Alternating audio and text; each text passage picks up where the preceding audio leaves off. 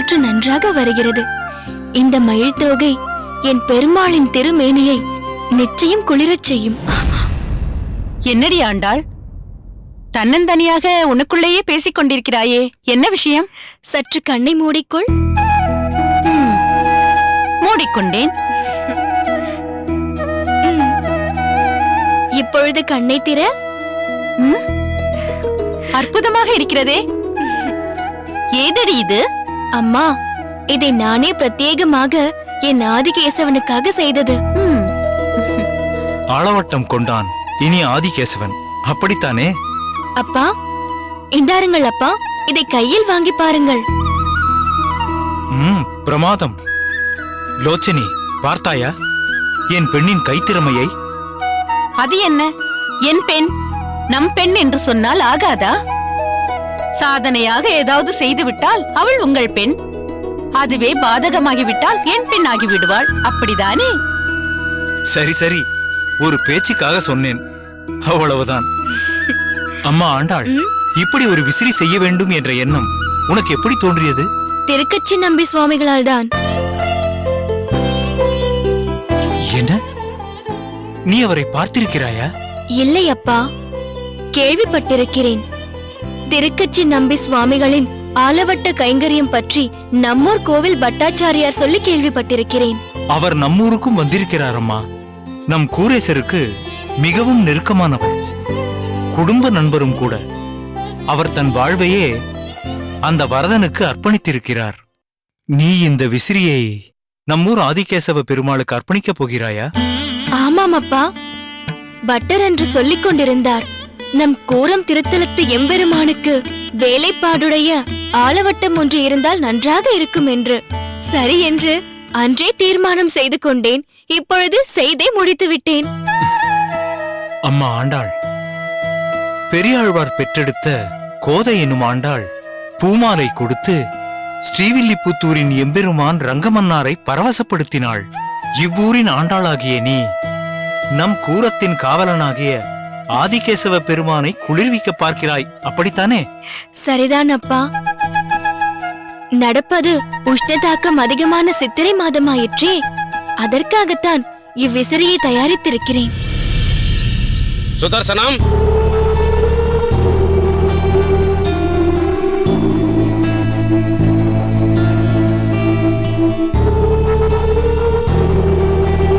வாருங்கள் வாருங்கள், உள்ளே வாருங்கள்.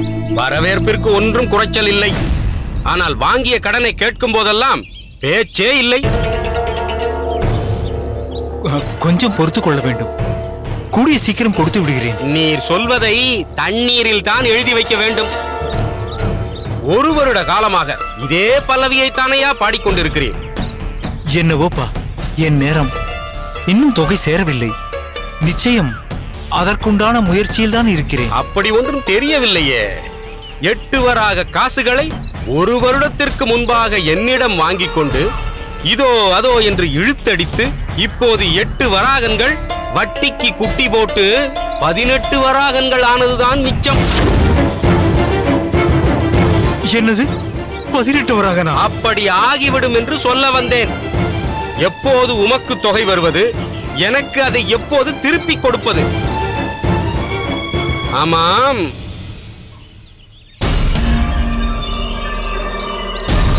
இது உன் சொந்த வீடுதானே? ஆமாம். ஒன்று செய்யேன், இந்த வீட்டை விற்றுவிட்டு என் கடனை அடைத்து விட வேண்டியதுதானே?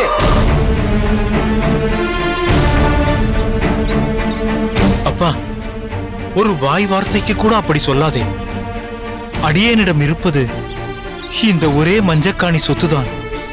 தாயாரின் பூர்வீக சீதனமாக வந்தது. அந்த தாயின் காரியம் நல்லபடியாக நடக்க வேண்டும் என்றுதான் உன்னிடம் கடனே வாங்கினேன். இதோ பாரும், உன் தாயார் போய் 1 வருடமாகிவிட்டது. கடன் வாங்கியும் 1 வருடமாகிவிட்டது. ஆனால் தாய் போனது போல் நான் சும்மா போக மாட்டேன். ஊரை கூட்டி விடுவேன். உமக்கே நன்றாக தெரியும், ஒவ்வொரு தொழிலுக்கும் ஒரு தொழில் தர்மம் இருக்கிறது என்று. அதன்படி என் தொழிலில் பாவம் பச்சாதாபம் எதையும் பார்க்க கூடாது, பார்க்கவும் முடியாது. அப்பா செங்கோடா, கொஞ்சம் குரலை தாழ்த்தி பேசப்பா. என் குடும்ப மானம் இந்த 4 சுவர்களுக்குள் தான் இருக்கிறது. ஒரு பெண் குழந்தையை வேறு வைத்திருக்கிறேன். கொஞ்சம் பொறுத்து கொள்ளப்பா. இனிமேல் பொறுத்துக் கொள்ள முடியாது. இப்பொழுதாவது வாய் வார்த்தையாக பேசிக் கொண்டிருக்கிறேன். அதன் பிறகு செயலாகத்தான் காட்ட வேண்டியிருக்கும். புரியவில்லை? இருக்கின்ற 4 சட்டி பானைகளையும் நடுத்தெருவில் வைத்து உடைத்தெறிந்து விடுவேன். குடும்ப மானத்தையும் சேர்த்துத்தான் சொல்கிறேன். இப்போது நான் கொடுப்பதுதான் உனக்கு கடைசி கெடு. இந்த சித்திரை மாதம் முடிவதற்குள் அசலும் வட்டியும் சேர்ந்து வர வேண்டும். அடுத்த தடவை இப்படியெல்லாம் பொறுமையாக பேசிக் கொண்டிருக்க மாட்டேன். ஜாக்கிரதை.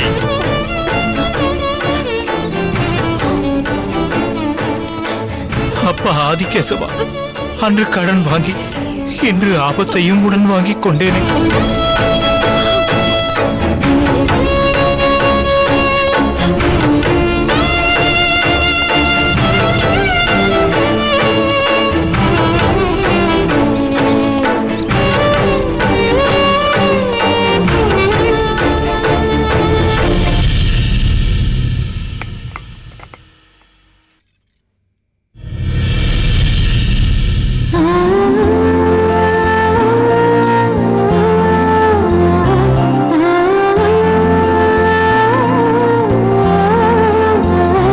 தஞ்சா, முன் ஒரு சமயம் ராமானுஜன் பாடசாலைக்கு சென்றது நினைவிற்கு வருகிறது.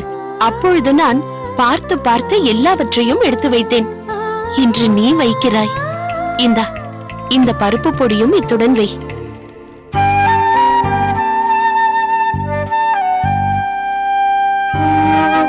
எல்லாவற்றையும் மறக்காமல் எடுத்து வைத்து விட்டாய் அல்லவா? பிறகு நல்லெண்ணெய் சீயக்காய் தூளை மறந்துவிடப் போகிறாய். அவைகளை எல்லாம் நேற்று இரவே எடுத்து வைத்து விட்டேன். உள்ளே அவர் அணிய வேண்டிய வஸ்திரங்களை மூட்டை கட்டி வைத்திருக்கிறேன். நீங்களும் ஒரு முறை எல்லாவற்றையும் சரிபார்த்து விடுங்கள். நான் எதற்கு சரிபார்க்க வேண்டும்? நீ எதை செய்தாலும் சரியாகத்தான் செய்வாய். என்னதான் அவன் உயரிய நிலையை அடைவதற்கு சென்றாலும் அவனை பிரிவது எனக்கு மிகவும் சிரமமாக இருக்கிறது. ஏன் இப்படி வருத்தப்படுகிறாய் காந்திமதி? உனக்கே இப்படி இருந்தால் தஞ்சாவிற்கு எப்படி இருக்கும்? நீ ஒரு தாய், ஆனால் தஞ்சா பாணிக்கிரகணம் செய்யப்பட்ட மனைவி. உன்னை விட அவளுக்கு அதிக பொறுப்பும் இருக்கும், வருத்தமும் இருக்கும். இருந்தாலும் இருவருமே ராமானுஜனை நினைத்து பெருமை கொள்ள வேண்டும்.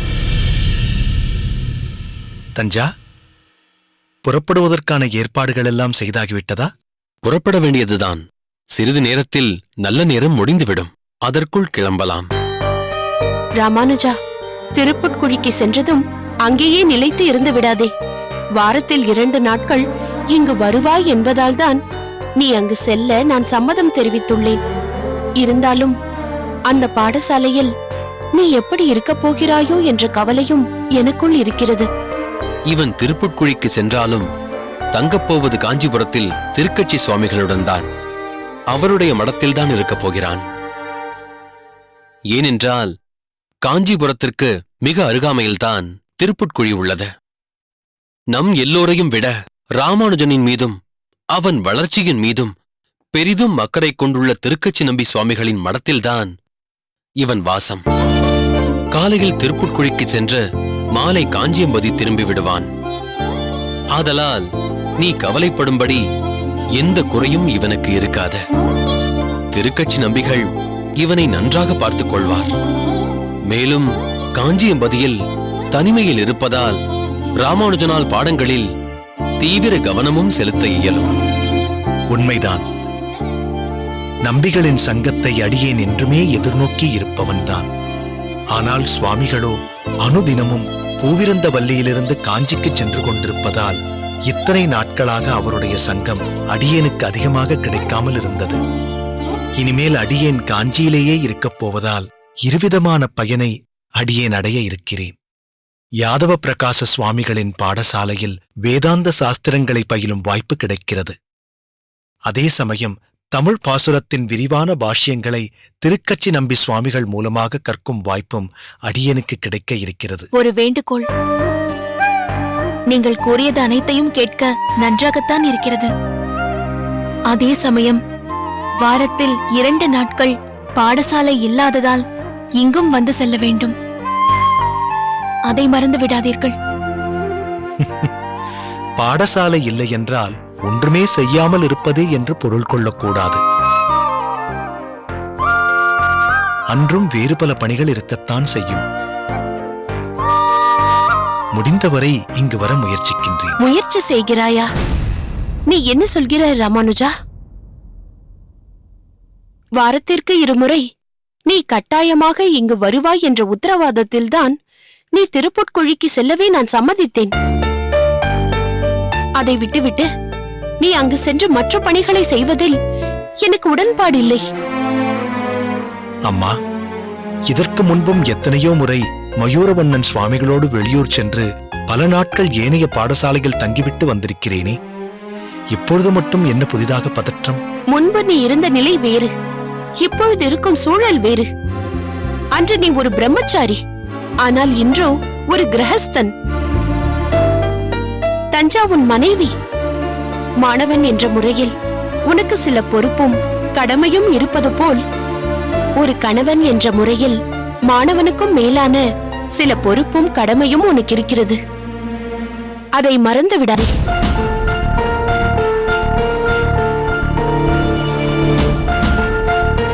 நீ எப்பொழுது வருவாய் என ஒவ்வொரு வாரமும் இங்கு ஒரு ஜீவன் காத்துக் கொண்டிருக்கும். ஆகையால் நீ வாரம் தவறாமல் வந்தே ஆக வேண்டும். கிளம்புவதற்கு முன்பே ஏதேதோ கோரி ஒரு இறுக்கமான சூழலை ஏற்படுத்தாதே காந்திமதி. அவன் தீர்மானமாக வருவான். அது மட்டுமல்ல, பிரிவு என்பது காலப்போக்கில் பழக்கப்பட்டுவிடும். சந்தர்ப்ப சூழ்நிலைகளுக்கு தகுந்தவாறு மனதை மாற்றிக்கொள்வது மனித இயல்பு. ஆகையால் நீங்கள் இருவரும் தேவையில்லாமல் கவலை கொள்ள வேண்டாம். ராமானுஜா, புறப்படலாமா? இப்பொழுது கிளம்பினால்தான் பொழுது சாயும் முன் திருக்கச்சி சுவாமியின் மடத்தை நாம் இருவரும் சென்றடைய முடியும். பின் நாளை காலை அங்கிருந்து திருப்புட்குழிக்கு பயணிக்கலாம். சரி அப்பா. அம்மா, சேர்ந்து நில்லுங்கள், சேவித்துக் கொள்கிறேன்.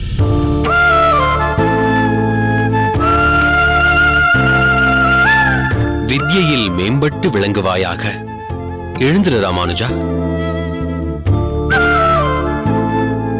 வருகிறேன் அம்மா. வருகிறேன் தஞ்சா.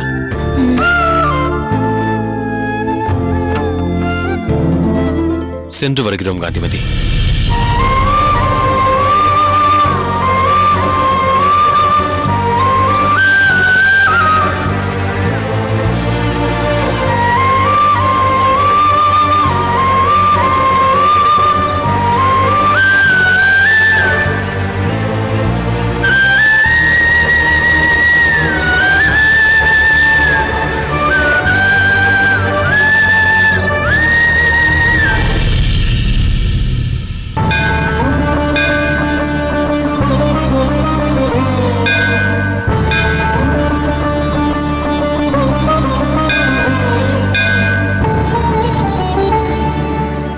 கருணாமூர்த்தியே,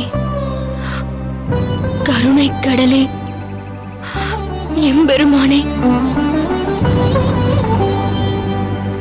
துயரத்தை கொடுப்பவனும் நீயே, துயரத்தை துடைப்பவனும் நீயே,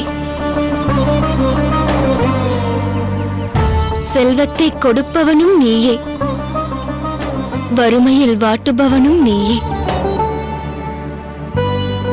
உன்னை தவிர வேறு யாரிடம் நான் முறையிடுவேன்? யாருக்கும் எந்த தீங்கும் நினைக்காத என் தந்தைக்கு ஏன் இந்த சோதனை?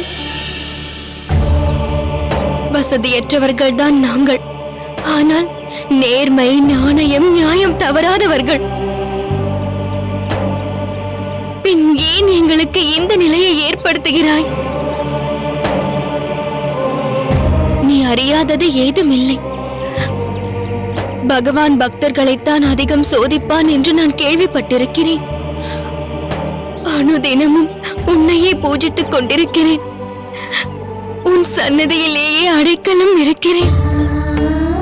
இதில் கிடைத்த மன அமைதியிலும் சந்தோஷத்திலும் ஏழ்மை ஒரு சுமையாக இது நாள் வரை நான் கருதியதில்லை. உன்னுடைய பரிபூரண கடாட்சத்தில் இருந்ததால் வறுமையை பற்றி என்றுமே நான் சிந்தித்து பார்த்ததில்லை. ஆனால் இன்றும் எங்கள் நிலையை கண்டு நான் வேதனை கொள்கிறேன். பெருமாளே, ஏன் எங்களை ஏழைகளாக படைத்தாய்? எளிமையான வாழ்க்கையை மகிழ்வோடு ஏற்றுக்கொள்கிறோம். ஆனால் மற்றவர்கள் ஏசுவதை எப்படி பொறுத்துக் கொள்வது? அடுத்தவர் முன் என் தந்தைக்கு ஏற்பட்ட தலைகுனிவை, அவமானத்தை நான் எப்படி தாங்கிக் கொள்வது? நாங்கள் செல்வ செழிப்பில் இல்லையே என்ற ஏக்கத்தை இன்று நீ ஏற்படுத்தி விட்டாய். இந்த வேதனையை, வலியை நீதான் அகற்ற வேண்டும். உன்னை அன்று நான் வேற யாரை நாடுவேன்?